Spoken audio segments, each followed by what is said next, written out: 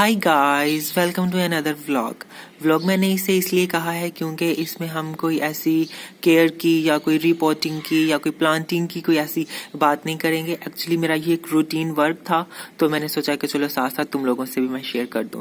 तो इसलिए अगर कोई इंटरेस्टेड है तो वो देख सकता है। बाकी अमरेलिस के बारे में मेरी डिटेल्ड वीडियोस पहले से मौजूद हैं 2-3, तो उनके लिंक्स जो हैं वो आपको डिस्क्रिप्शन में मिल जाएंगे, आप चाहो तो देख सकते हो। अच्छा, तो आज मैं क्या करने लगा हूँ कि ये मेरे अमरेलिस हैं, ये मैंने कुछ लगाए थे इस सीजन में, और फिर जो भी मेरे पास अवेलेबल पॉट्स थे जैसे जैसे मैं लाता गया हूँ वैसे वैसे मैं इधर उधर पॉट्स पकड़ के तो उनमें मैं लगाता गया हूँ।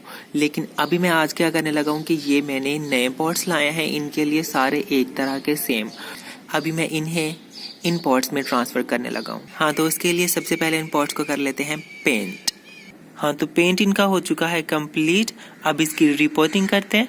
पॉट्स पेंटिंग पे मेरी पहले से भी एक डिटेल वीडियो है, इसलिए मैंने ज़्यादा इसे डिटेल में अभी नहीं दिखाया। अगर कोई चाहे तो उसका लिंक आपको डिस्क्रिप्शन में मिल जाएगा, आप देख सकते हो।